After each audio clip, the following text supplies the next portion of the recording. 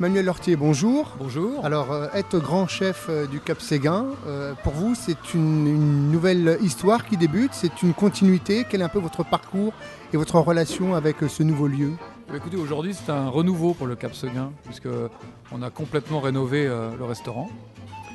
C'est une histoire qui a commencé en 2003. On a racheté un restaurant qui commençait un tout petit peu à péricliter, à perdre un peu de vitesse. On l'a relancé. Et puis il a fallu un petit peu de temps avant d'aller au bout de notre objectif, qui était de tout rénover, de tout remettre un peu au goût du jour. Ce qui a été fait au mois de mai dernier. On a commencé les travaux, ça a été un peu long. Et aujourd'hui, nous avons un restaurant qui est de nouveau à la hauteur de ce qu'il doit être. C'est un beau restaurant de bord de Seine, convivial, confortable. En tout cas, il nous plaît ce restaurant, il nous plaît. Est-ce que ce restaurant est à l'image de ce que vous aviez même imaginé en début, en reprenant ce Cap Séguin ? Oui, absolument. C'est même la patience. C'est cette patience qu'il a fallu avoir. Il y a eu des aléas, vous les connaissez. L'année dernière, on a encore vécu un ouragan. Donc ça a été compliqué d'aller au bout de ce projet, parce que bien sûr, les financements étaient compliqués. Mais c'est vraiment le projet, l'objectif que j'avais. Aujourd'hui, j'ai l'impression que ce restaurant, il est tel que je l'ai souhaité. Et je m'y sens bien, nous y sentons tous bien. Et on est regalvanisé, on est revalorisé par ce nouveau départ. Toute l'équipe est en marche. Alors on a également le sentiment que lorsqu'on arrive dans ce lieu, au Cap Séguin, qu'il y a un peu comme une ambiance, une atmosphère familiale. C'est-à-dire qu'on a le sentiment que tout le monde peut donner son avis sur ce que les uns proposent, ce que les autres dégustent. Est-ce que c'est aussi une volonté de votre part ? Oui, en fait, le Cap Séguin, c'est un territoire. C'est une petite tribu. J'ai été élu chef. Le chef de la tribu. Bon, je suis propriétaire du restaurant. J'y ai mis mes deniers, j'y ai mis toute mon énergie. Mais j'ai des collaborateurs formidables. On essaie de travailler dans un maximum d'humanité, de respect des uns et des autres. Et c'est vrai que les échanges sont toujours les bienvenus.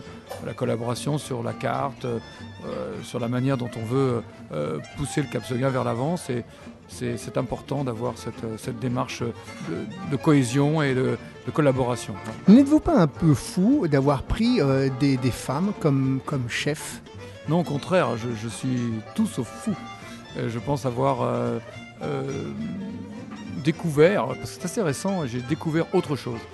Et j'ai un plaisir incroyable à travailler avec ces jeunes femmes qui sont des jeunes femmes déterminées, qui n'ont pas choisi la cuisine par hasard, qui font ce métier avec beaucoup de courage et de force de caractère, parce que pour une femme, choisir ce métier, c'est difficile. Faire un parcours gastronomique comme elles l'ont fait, il faut y passer, avec un univers d'hommes. C'est quand même un univers compliqué, difficile, dur, physique, puis psychiquement, il faut tenir les services.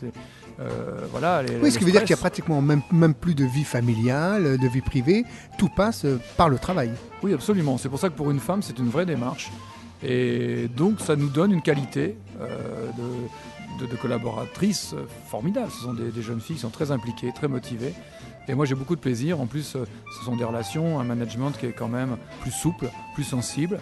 Et leur cuisine elle-même est une cuisine plus sensible, plus en finesse. Il n'y a rien à dire pour que ça soit fin, il n'y a rien à dire pour que ça soit joli, ça se passe comme si c'était déjà écrit. Vraiment, je découvre une autre manière de travailler.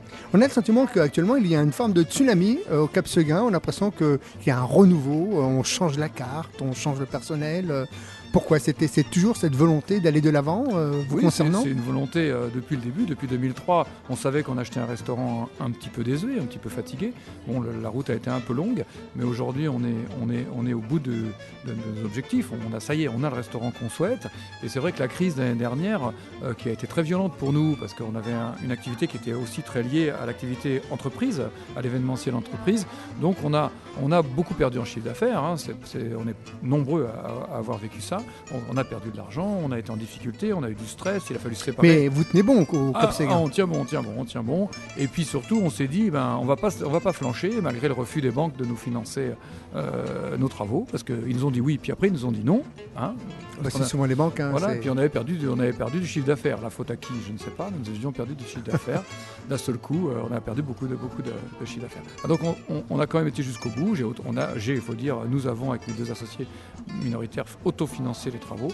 Et on s'est dit qu'il n'y avait pas de meilleure réponse à la crise que de redonner un essor au Cap et de lui redonner tout son lustre. Voilà. Alors, que proposez-vous dans l'assiette lorsqu'on vient au Cap Séguin? Quels sont un peu vos plats fétiches, vos références culinaires?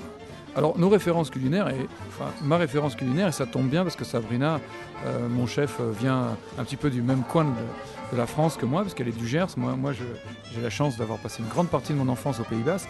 Donc nous, on aime la cuisine connotée, colorée sud-ouest. Voilà. Donc on aime tous ces produits. Vous êtes arrivés, nous dégustions des magnifiques produits qui viennent d'une amie à sa maman, du Gers, des foie gras formidables. On aime ces produits-là. On essaie quand même de faire une cuisine colorée sud-ouest, mais inventive, sensible et quand même allégée. On n'est pas dans la cuisine du sud-ouest roborative. Voilà, on est quand même dans une cuisine du sud-ouest pleine de vie, et raffinée aussi. Et raffinée, voilà. Mais on aime les produits comme la plouma, le morceau de l'épaule du cochon noir ibérique, qu'on trouve chez Byzance, notre magnifique fournisseur de produits espagnols. Voilà, on aime les produits comme ça, bien sûr le piment d'Espelette, le foie gras, les beaux magrets nourris comme il faut, enfin voilà. Donc, et les vins, qui choisit les vins? Est-ce qu'il y a un sommelier? C'est vous Alors Manuel moi je Hortier, participe bien sûr, j'adore le vin, et j'ai mon associé directeur Sébastien Bontron qui connaît très bien les vins, et je lui laisse beaucoup de latitude pour équilibrer et pour choisir, pour équilibrer la carte et choisir les vins qui lui conviennent. Comment vous travaillez les produits? Quel est le produit phare que vous aimez réellement travailler? On aime beaucoup le poisson.